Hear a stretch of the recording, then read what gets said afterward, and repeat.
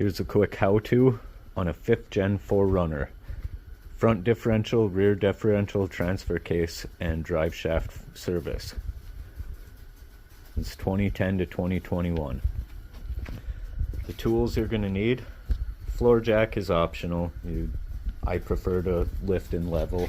That is up to you. You will need a drain pan capable of 3 quarts minimum. You will need a torque wrench. I have 2 wheels because I'm taking tires off. You should have a breaker bar. You'll need a ratchet of some sort, screwdriver, pick, maybe pliers. Impact to take off, not to use on. I like to torque back to specs on, so I only remove with an impact. Need a 24mm. That is for your rear diff and your transfer case. 12mm for your skid plate bolts. 10mm for the front plastic trim of it. I have impacts as well. 21mm for the rims. A T10 hex for the front differential. 14mm, I did the oil as well just now. You'll need to know your torque specs. Fluids you're going to need: 5 quarts of 75 140 Toyota fluid is what I used. You can use 75, 90, whatever gear fluid you're using. I guess that isn't so specific. That's for the front diff and rear diff. For your transfer case, you need SAE 75 weight. The Toyota is really hard to find and really expensive. Liquid Moly and I think it's Redline make another very suitable fluid for it. I chose to go with the Liquid Moly. You will need your gaskets. That is for both front and rear diff and your transfer case. You will need a grease gun to get your grease points on your drive shaft. And for the fluid transfer, I found this easiest. I took the wheels off specifically so that I could do a tire rotation as well.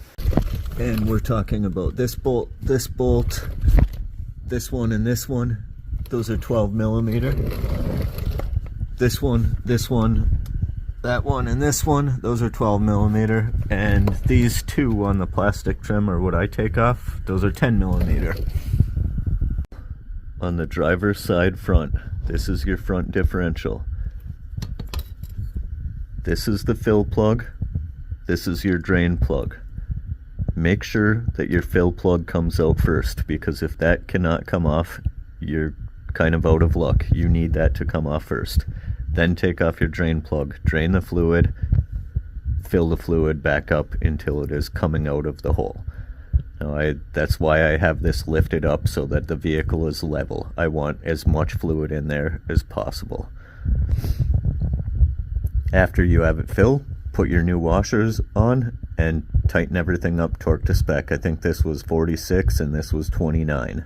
Back towards the rear of the vehicle, this is your transfer case. Here is your drain, here is your fill. So again, first, make sure that your fill comes out. Take that out first, then drain your fluid. Put new washers on, put your 75 weight until it is coming out of this fill plug, and then seal the fill plug up, torque that back to specs. I think the transfer case was 27 foot-pounds. Drive shaft. Grease fitting inside on the U-joint. I would get that first. Secondly, get the outside fitting, which is for the sleeve. Then slide back, and you have one more fitting right in front of the rear diff in the universal joint. Grease that. Back by the transfer case, this is the prop shaft going up front. Now you have a fitting inside your universal joint again, and then you have another fitting on the outside of the shaft. Make sure you get both. Slide forward, and then there's one more fitting on the inside of the prop shaft universal joint. Grease that. Now we're back here at the rear differential.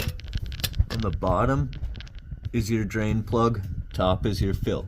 Again, take out the top first. Make sure your fill comes out. Then pull out your drain. This one, you can use the same. You need almost 3 quarts for a drain pan for this though. Then change your washers. Put the rear in. Fill up until it is coming out the hole again. I like to clean my skid plate bolts before I put my skid plate back on. And I even use some anti-seize on them. Make sure to put on your skid plates. And remember, each of them, the front one has 2 hooks up front that hang on the frame rail. And then there's the 412mm bolts and the 210 up front. The rear one has a hook in the middle, right behind that oil filter access, or oil drain access, excuse me. And that one hangs up with 412mm bolts as well. And we're talking about this bolt, this one, and this one. Those are 12mm. This one, that one, and this one, those are 12mm. And these 2 on the plastic trim, or what I take off, those are 10mm. Don't tighten those very tight at all. The 2 10mm, the 12mm, I don't remember the torque spec, but it's very little. If you took your wheels off like I did, make sure to torque them back 85 foot-pounds.